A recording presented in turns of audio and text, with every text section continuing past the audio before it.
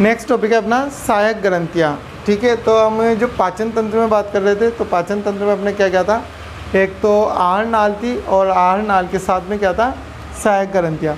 आहार नाल के बारे में हम पहले डिस्कस कर चुके हैं, अब किसकी बात करेंगे हम, सहायक ग्रंथि की। तो सहायक ग्रंथियों में हम सबसे पहले बात करते हैं लार ग्रंथि। ठीक है, तो जो लार ग्रंथि होती है, सबसे पहली बात तो लार ग्रंथि क्या होती है, 3 जोड़ी लार ग्रंथियाँ पाई जाती है। 3 जोड़ी लार ग्रंथियाँ पाई जाती है और इनका काम क्या होता है, लार स्त्रावित करना। तो 3 जोड़ी लार ग्रंथियाँ कौन कौन सी होती है, तो एक तो होती है इसमें पेरोटिड, इसमें इंग्लिश और हिंदी दोनों में आपका नाम दिया हुआ है। तो पेरोटिड या इसको हम क्या बोलते हैं, कर्णपर्व ग्रंथि, कर्णपर्व के नाम से भी जाना जाता है। एक होती है सबमैंडिबुलर, मैंडिबुलर, सबमैंडिबुलर जिसको हम क्या बोलते हैं, अधोजंब, जिसको अधोजंब ग्रंथि के नाम से इसको जानते हैं। ठीक है, तो पेरोटिड, सबमैंडिबुलर और एक होती है सबलिंगुअल।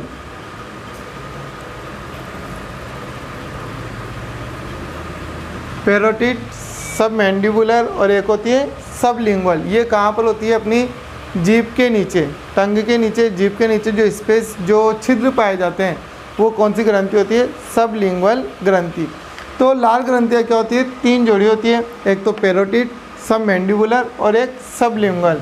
इनको जैसे कर्णपर्व, अधोजंब और अधोजिया के नाम से भी जानते हैं। इन तीनों ग्रंथियों का काम क्या होता है, लार स्त्रावित करना। ये लार स्त्रावित करने के बाद क्या होता है, जब ये लार भोजन में मिलती है तो भोजन क्या होता है, निगलने योग्य हो जाता है, निगलने योग्य भोजन हो जाता है। इस निगलने योग्य भोजन को हम क्या कहते हैं, बोलस। तो क्वेश्चन ये भी पुटअप होता है, यही पूछा जाता है कि बोलस क्या होता है या बोलस किसे कहते हैं। तो ध्यान रखना, निगलने योग्य भोजन को क्या कहा जाता है, बोलस कहा जाता है। कि भोजन में लार मिलने के बाद जब वो लसदार निगलने योग्य हो जाता है तो हम उसे क्या कहते हैं, बोलस कहते हैं। अब लार के अंदर क्या होते हैं, 3 प्रकार के पदार्थ पाए जाते हैं। तो इसमें क्या होते हैं, एक तो एंजाइम होते हैं और एक क्या होती है, श्लेष्मा। जैसे इसमें कौन कौन से पदार्थ पाए जाते हैं, एक तो पाया जाता है इसमें टाइलिन एंजाइम, टाइलिन, और एक पाया जाता है इसमें लाइसोजाइम, लाइसोजाइम, और एक पाया जाता है इसमें श्लेष्मा। तो लार के अंदर 3 पदार्थ पाए जाते हैं, जिसमें 2 तो क्या होते हैं, एंजाइम पाए जाते हैं, टाइलिन और लाइसोजाइम एंजाइम पाए जाते हैं। ठीक, तो इनके क्या काम होते हैं, तो हम पहले बात करते हैं टाइलिन के बारे में। टाइलिन का काम क्या है इसमें, टाइलिन की अगर बात करें तो हमारे द्वारा जो भी भोजन किया जाता है, जो भी हम भोजन लेते हैं, जैसे जो भी भोजन लेते हैं तो उस भोजन को पचाने में क्या करता है, एक तरीके से हेल्प करता है। तो भोजन के अंदर एक पदार्थ लेते हैं हम, स्टार्च। भोजन के साथ हम क्या लेते हैं, स्टार्च लेते हैं। इस स्टार्च को माल्टोज में बदलने का काम जो होता है, माल्टोज में बदलने का काम जो होता है वो किसका होता है, टाइलिन एंजाइम का। ये क्वेश्चन पुटअप होता है, मोस्टली पूछा जाता है कि लार के अंदर कौन सा एंजाइम पाया जाता है, तो वहाँ पर अपना आंसर होता है टाइलिन एंजाइम पाया जाता है। कई बार कंपटीशन लेवल तक पूछा जाता है कि लार के अंदर कौन सा एंजाइम होता है, तो वहाँ पर हम आंसर क्या देंगे, टाइलिन एंजाइम। और इसका काम क्या होता है, ये स्टार्च को माल्टोज में बदल देता है।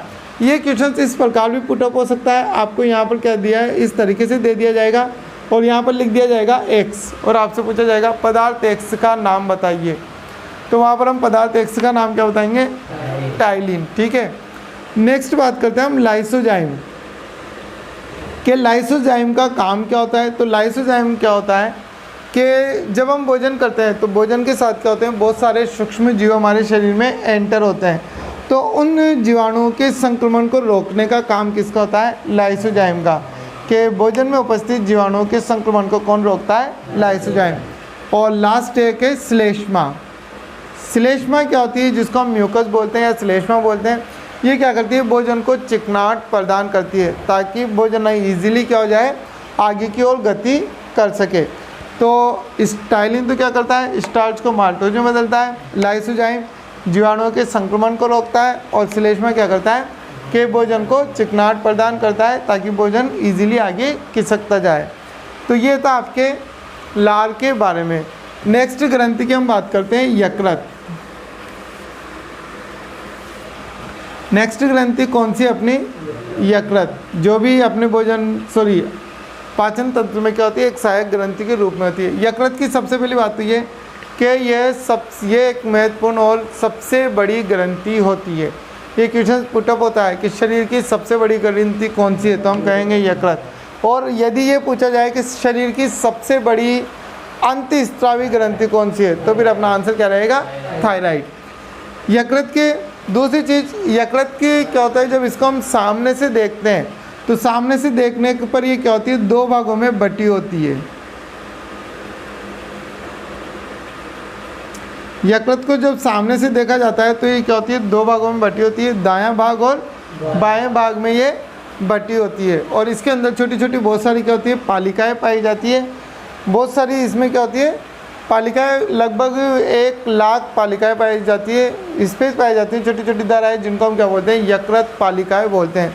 ये यकृत पालिकाएं क्या होती है, इस यकृत की सबसे छोटी इकाई होती है। जैसे आपसे पूछा जाए शरीर की सबसे छोटी इकाई का नाम, तो हम क्या कहते हैं, कोशिका। ठीक है, वैसे कहा जाए यकृत की सबसे छोटी इकाई का नाम, तो वहाँ पर हम बात क्या करते हैं, यकृत पालिकाएं। और लगभग कितनी होती है वो, इसके अंदर 1 लाख होती है। इसके बाद हम बात करते हैं यकृत के कार्य। यकृत के कार्य क्या होते हैं, तो यकृत के सबसे मोस्ट इम्पोर्टेंट कार्य पित्त रस का स्त्रावण। यकृत का सबसे मोस्ट इम्पोर्टेंट कार्य क्या होता है, पित्त रस का स्त्रावण। अब ये किस प्रकार होता है, जैसे इसमें होता क्या है कि जो अपने आमाशय होता है, यहाँ पर एक क्वेश्चन भी पुटअप होता है बहुत अच्छा इसके ऊपर, कि आमाशय के अंदर जब तक भोजन रहता है, भोजन के अंदर यहाँ पर पीएच क्या पाया जाता है, HCl अम्ल पाया जाता है। तो जब तक भोजन आमाशय में रहता है उसका माध्यम कौन सा रहता है, अम्लीय। ठीक, और पित्त रस का काम क्या होता है, पहले हम पित्त रस के बारे में बात कर लेते हैं। यहाँ पर क्या होता है, यकृत होता है, और यकृत के नीचे यहाँ पर क्या होता है, पित्ताशय स्थित होता है। ठीक, यकृत क्या करता है, पित्त रस का स्त्रावण करता है, और वो पित्त रस कहाँ पर आकर इकट्ठा हो जाता है, इस पित्ताशय में। इसको पित्ताशय नाम ही क्यों दिया, क्योंकि इसके अंदर क्या स्त्रावित तो इकट्ठा होता है, पित्त रस इकट्ठा होता है, इस वजह इसको हम क्या बोलते हैं, पित्ताशय। ठीक है, जब ये पित्ताशय क्या होता है, जब ये पित्ताशय से क्या होती है, एक नलिका निकलती है जो कहाँ पर आकर खुलती है, छोटी आंत के अंदर। छोटी आंत का जो ग्रहणी भाग होता है वहाँ पर ये नलिका खुलती है। यहाँ पर क्या पाई जाती है, अपने अग्नाशय पाई जाती है। ठीक है, तो यहाँ से क्या होती है, ये नलिकाएं क्या होती है, रस लाती है, और ये रस कहाँ पर छोड़ती है, ये पित्त रस लाती है, और पित्त रस कहाँ छोड़ती है, ये ग्रहणी के अंदर। छोटी आंत का जो ग्रहणी भाग होता है वहाँ पर ये पित्त रस छोड़ती है। जैसे ये पित्त रस यहाँ पर आता है, ये भोजन के अम्लीय माध्यम को क्या कर देता है, समाप्त कर देता है। तो इसके बारे में भी कभी कभी पूछ लिया जाता है कि भोजन का पीएच मान कहाँ परिवर्तित होता है। तो ध्यान रखना, भोजन का पीएच मान, जब तक वो आमाशय में था उसका पीएच मान क्या था, अम्लीय। प्रकृति क्या थी, अम्लीय। जैसे वो ग्रहणी में आता है उसका पीएच मान क्या होता है, परिवर्तित हो जाता है। किसके द्वारा परिवर्तित होता है, पित्त रस के कारण। ठीक है, तो ध्यान रखना, यकृत का सबसे मोस्ट इम्पोर्टेंट कार्य क्या होता है, पित्त रस का स्त्रावण होता है। ठीक, पहली चीज़। दूसरी, इसके अलावा ये क्या करता है, जो विटामिन होते हैं उन विटामिन के उपापचय में भी ये सहायक होता है। पित्त रस का स्त्रावण, विटामिन का उपापचय, इसके अलावा कार्बोहाइड्रेट का उपापचय, वसा का उपापचय, इन सब ये सब कार्य किसके होते हैं, यकृत के। 2 नंबर में पूछा जाता है यकृत के कार्य लिखिए, तो वहाँ पर हम ये सभी कार्य लिखेंगे। जैसे पित्त रस का स्त्रावण, विटामिन का उपापचय, विटामिन ए का संश्लेषण। विटामिन ए का संश्लेषण का काम भी किसका है, यकृत का। इसके अलावा एक और मोस्ट इम्पोर्टेंट कार्य होता है इसका, ऊर्जा का उत्पादन। ऊर्जा प्रोड्यूस करना भी किसका काम है, यकृत का। ऊर्जा प्रोड्यूस या ऊर्जा उत्पादन कैसे होता है, नॉर्मली जो हम भोजन वगैरह लेते हैं वो किस रूप में लेते हैं, ग्लूकोज के रूप में। जैसे हम भोजन जो भी लेते हैं वो क्या करते हैं, एक प्रकार से ग्लूकोज लेते हैं। तो जब हमारे शरीर में ग्लूकोज ज़्यादा हो जाता है तो इसको क्या करते हैं, एक हार्मोन होता है इंसुलिन, किसके द्वारा सीक्रेट होता है, अग्नाशय ग्रंथि द्वारा। ठीक है, तो इंसुलिन हार्मोन क्या करता है, इस ग्लूकोज को किस में बदल देता है, ग्लाइकोजन में। इसको किस में कन्वर्ट कर देता है, वो ग्लाइकोजन में कन्वर्ट कर देता है। और जब हमें, और ये कहाँ पर जाकर इकट्ठा होता है, लीवर के अंदर। ये क्रिया कहाँ पर होती है, लीवर के अंदर स्टोर हो जाता है। ग्लाइकोजन कहाँ इकट्ठा हो जाता है, लीवर के अंदर। और जब हमें एनर्जी की आवश्यकता होती है, किसी ऊंची जगह पे चल रहे हैं या ज़्यादा मेहनत वगैरह कर रहे हैं, एनर्जी की आवश्यकता होती है, तो ये ग्लाइकोजन वापस किस में कन्वर्ट हो जाता है, ग्लूकोज में। कौन करता है, ग्लूकेगॉन। कौन करता है, ग्लूकेगॉन। ग्लूकेगॉन इसको किस में कन्वर्ट कर देता है, ग्लाइकोजन में। ये क्रिया कहाँ पर होती है, लीवर के अंदर होती है। तो ग्लूकोज में कन्वर्ट करता है, हमें शरीर में वापस क्या हो जाती है, ऊर्जा में मिलती है, एनर्जी मिलती है।